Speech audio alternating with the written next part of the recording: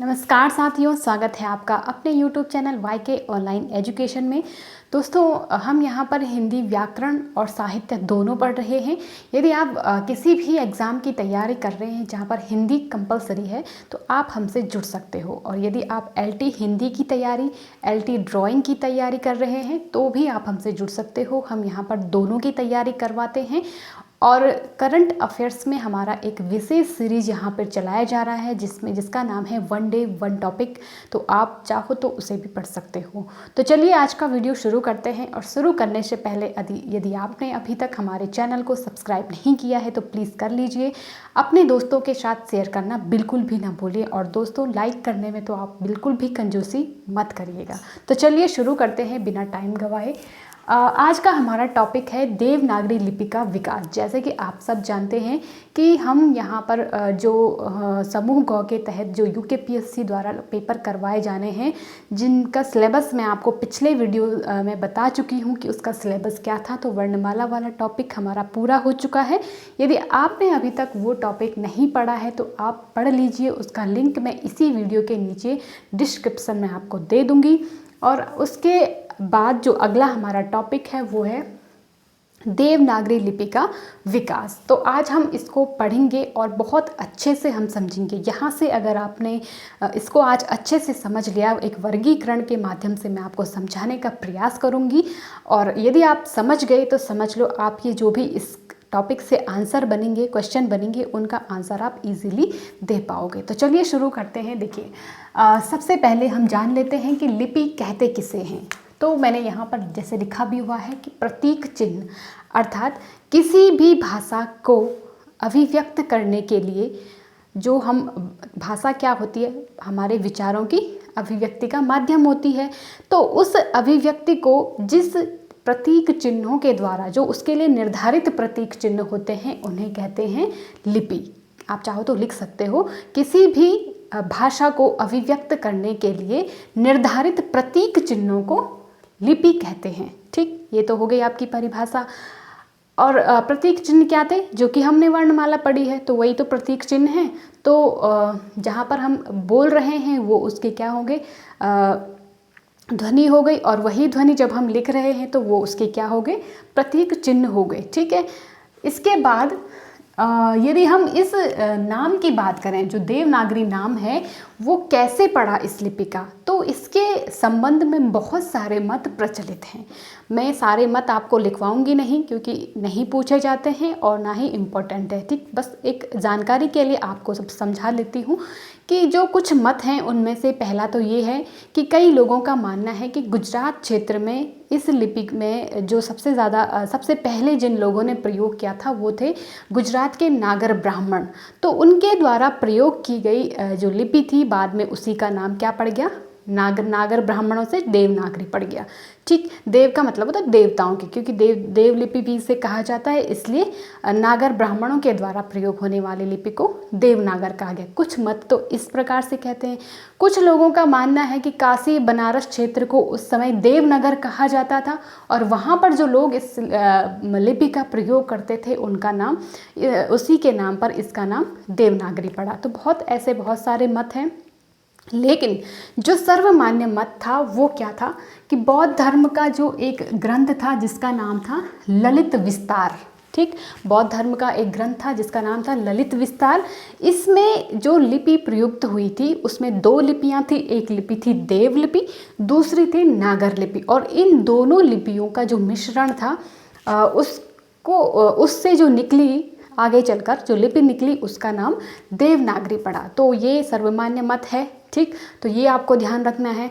इसके बाद हम जान लेते हैं कि इसका जो विकास है वो कहाँ से हुआ। ठीक, किस तरह से क्रम आगे बढ़ा, और हमारी जो देवनागरी लिपि है वो कैसे निकलकर सामने आई। ठीक, तो देखिए, सबसे पहले विश्व की जो सबसे प्राचीनतम लिपि थी वो थी कौन सी, चित्रलिपि। क्योंकि अक्षरों का उस समय ज्ञान नहीं था, तो चित्रों के माध्यम से अभिव्यक्ति दी जाती थी विचारों को। ठीक, चाहे वो भित्ति चित्र हैं, शैल चित्र हैं, कई प्रकार के चित्र इसमें हुए हैं। तो चित्रलिपि सबसे पहले हुई। लेकिन भारत की अगर हम बात करें तो भारत की सबसे पुरानी लिपि थी सैंधव लिपि। यदि आपने इतिहास पढ़ा हो तो सिंधु घाटी सभ्यता सबसे पुरानी सभ्यता थी और वहाँ की जो लिपि थी उसको नाम दिया गया सैंधव लिपि। ठीक, तो इस तरह से हो गया। आगे चल कर के अनेक लिपियाँ विकसित हुई। ठीक, और बात करेंगे हमारी नागरी लिपि की। तो देखो उस समय जो सैंधव लिपि के पश्चात जो लिपि साथ साथ ही चल रही थी उसमें से एक लिपि थी ब्राह्मी लिपि। ठीक, और इस ब्राह्मी जो भारत की अनेक भाषाएं थी, जो मतलब अधिकतम जो भाषाएं हैं उनका विकास जो किससे हुआ है, उनकी उत्पत्ति कहें या विकास कहें, वो ब्राह्मी लिपि से माना जाता है। ठीक, अब इसके बाद देख लीजिए जो ब्राह्मी लिपि थी ना वो आगे चल कर के दो रूपों में विभाजित हो गई। आप इस डायग्राम को, इस वर्गीकरण को बिल्कुल ऐसे ही अपने पेज पे बना लीजिए, क्योंकि इसी तरह से समझने में हमें आसानी भी होगी और आपको अधिक समय तक याद भी रहेगा। ठीक, देखिए ब्राह्मी लिपि जो थी वो दो रूपों में हमारी बट गई। एक बट गई उत्तरी ब्राह्मी 350 ईस्वी के आसपास, और दूसरी थी दक्षिणी ब्राह्मी। तो जो दक्षिणी ब्राह्मी है हम उसे नहीं पढ़ेंगे क्योंकि हमारी देवनागरी लिपि का विकास उत्तरी ब्राह्मी से हुआ है। पहला प्रश्न आपको ये याद रखना है। देखो दक्षिणी ब्राह्मी जो दक्षिण भारत की जो लिपियां हैं जिनमें तमिल, तेलुगु, कन्नड़ भाषाएं आगे चलकर निकली, तो ये दक्षिणी ब्राह्मी का रूप है। तो इसको तो आप बस इतना ध्यान रखिए और यहीं छोड़ दीजिए।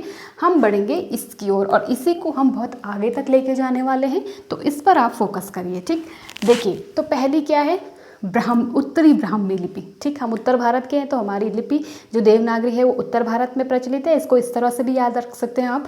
तो उत्तरी ब्राह्मी में जो आगे चलकर उत्तरी ब्राह्मी जो थी वो गुप्त लिपि, मतलब इसका जो विकास था वो गुप्त लिपि के रूप में आगे चलकर हुआ। और उसका जो अगर हम समय बताएं तो 4वीं 5वीं जो शताब्दी थी उस समय गुप्त लिपि इससे आगे चलकर निकल आई। ठीक, इसके बाद गुप्त लिपि के अगला जो स्टेप था वो था सिद्ध मातृका लिपि का, और जिसका विकास हुआ 6वीं शताब्दी में। ध्यान रखिएगा। ठीक है, ये हर्ष का समय था, जब हर्षवर्धन थे तो उस समय ये लिपि। ठीक, और ये गुप्त काल का समय था। फिर उसके बाद आगे बढ़ें तो कुटिल लिपि सिद्ध मातृका से विकसित हुई और 7वीं शताब्दी इसका समय था। ठीक, यहाँ तक समझ गए। अब यहाँ पे क्या होता है कि जो कुटिल लिपि थी वो दो भागों में विभाजित हो जाती है। सबसे पहला है उसमें नागरी लिपि और दूसरा है उसमें शारदा लिपि। ठीक, अब यहाँ पे मेरे पास जगह कम थी इसलिए मैंने आगे इसको मतलब आपको डिफाइन करके बताऊंगी। ठीक है, तो यहाँ पे पहले हम शारदा लिपि को समझ जाते हैं। जो शारदा लिपि थी ना वो 8वीं 9वीं शताब्दी में, उससे जो मतलब जो शारदा लिपि और नागरी लिपि दोनों ही का समय क्या है, 8वीं 9वीं शताब्दी है। ठीक, ये आप ध्यान रखिएगा। और जो शारदा लिपि थी उससे जो लिपियाँ निकली वो थी गुरुमुखी, कश्मीरी, टाकरी और लहंदा। आपके पास एक प्रश्न पूछा जाता है कि पंजाबी भाषा की लिपि कौन सी है, तो हमेशा ध्यान रखना जो गुरुमुखी लिपि है उससे आगे चल करके पंजाबी जो भाषा है, ठीक है, पंजाबी भाषा किससे निकली है, मतलब पंजाबी भाषा की जो लिपि है वो कौन सी है, गुरुमुखी लिपि है। ठीक, कश्मीरी लिपि कश्मीर क्षेत्र में जो बोलियां बोली जाती हैं, जो भाषाएं चलती हैं। ठीक है, टाकरी, लहंदा, ये सारी क्या हैं, लिपियां हैं और इनसे आगे चलकर भाषाओं का विकास हुआ। ठीक, तो शारदा लिपि से ये आपको ध्यान रखना है। अब हम नागरी लिपि की ओर आगे बढ़ते हैं। आप अपने पेज पर अगर आपके पास जगह है तो आप इसी क्रम में आगे इस तरह से नागरी लिपि को विभाजित कीजिए। ठीक है, अब नागरी लिपि भी दो रूपों में बढ़ जाती है। एक होती है पश्चिमी नागरी, दूसरी है पूर्वी नागरी। अब इसको दिशाओं के क्रम में भी आप याद रख सकते हो, आपको आसानी होगी। जब हम अगर आपको दिशाओं का ज्ञान है तो ये हमारा उत्तर आएगा, ये दक्षिण आएगा, ये पूरब और ये पश्चिम। ठीक, तो इसी क्रम में पूरब पश्चिम के क्रम में आपको नागरी लिपि को भी विभाजित करना है। पूर्वी नागरी पूर्वी क्षेत्र की जो बोलियां हैं या भाषाएं हैं, और पश्चिमी नागरी इसमें कौन सी आएंगी, पश्चिमी क्षेत्र की भाषाएं आएंगी। तो देखिए पश्चिमी नागरी से हमारी जो भाषाएं निकली, जो लिपियां निकली, पहली है देवनागरी, और देवनागरी का जो विकास है वो 1000 ईस्वी से 1200 ईस्वी के बीच माना जाता है। ठीक, ये आपको ध्यान रखना है। गुजराती, राजस्थानी और कैथी, तो ये लिपियां हैं इन्हीं से आगे चल कर के ये मतलब भाषाएं कहें या लिपियाँ, ठीक है। तो पश्चिमी नागरी से इन लिपियों का विकास हुआ, ठीक, ये आपको ध्यान रखना है। पूर्वी नागरी की अगर हम बात करें तो पूर्वोत्तर क्षेत्र की जो भाषाएं हैं वो पूर्वी नागरी से बनी हैं। बांग्ला हो गया, ठीक है, इसमें बांग्ला हो गया, असमिया हो गया और उड़िया हो गया। तो ये आपको ध्यान रखना है। आपके पास प्रश्न कैसा बनता है मैं ये आपको बताती हूँ कि देवनागरी लिपि का विकास किस से माना जाता है। तो आपके पास ऑप्शन आएगा पूर्वी नागरी, पश्चिमी नागरी, और 2 और ऑप्शन आपके पास दे देंगे। तो आपको हमेशा ध्यान रखना है पूर्वी नागरी से उसका विकास हुआ है। कई बार आपके पास पूर्वी पश्चिमी नागरी में नहीं पूछा जाता है बल्कि वो इसके जड़ को पूछ लेगा, ठीक है। और जड़ में कौन सी है, ब्राह्मी लिपि है। तो ये आपको ध्यान रखना है कि जो देवनागरी लिपि है उसका विकास सबसे पहले कहाँ से हुआ है, देवनागरी से हुआ है। और उसकी मतलब भारत की या कह सकते हैं जितनी भी भाषाएं हैं मैक्सिमम वो सारी किससे, मतलब दक्षिण भारत को अगर हम छोड़ दें तो वो दक्षिण भारत की भी उसी से हुई है, दक्षिणी ब्राह्मी से हालांकि, लेकिन सॉरी उत्तरी ब्राह्मी की अगर हम बात करें तो उत्तरी ब्राह्मी के क्रम में ही सारी लिपियों का विकास हुआ है जो उत्तर भारत की अधिकांश भाषाएं हैं, अधिकांश के मतलब सारे की सारी, ठीक। तो ये क्रम आपको हमेशा ध्यान रखना है। पश्चिमी नागरी, देवनागरी लिपि का और यहाँ पे आप देख सकते हैं कि जो देवनागरी लिपि है वो कहाँ से, पश्चिमी नागरी से बनी है, ठीक। तो मैं उम्मीद कर रही हूँ कि ये जो वर्गीकरण था मैं आपको समझा पाई हूँ, आप लोग समझ पाए हैं। यदि इस वर्गीकरण से संबंधित कोई भी प्रश्न आपके दिमाग में चल रहा हो तो निसंकोच आप मुझे कमेंट सेक्शन में लिखिए। मैं आपके कोई भी डाउट्स हो मैं उन्हें क्लियर करने की पूरी कोशिश करूँगी। और इसके बाद हम इसी लिपि को आगे पढ़ेंगे, इसकी विशेषताएं क्या हैं, इसकी कमियां क्या हैं, ये हम अगले वीडियो में पढ़ेंगे। आज के लिए इतना ही। यदि आपको पसंद आए तो प्लीज़ लाइक शेयर सब्सक्राइब ज़रूर कीजिए। मिलते हैं अगले वीडियो में, तब तक के लिए नमस्कार।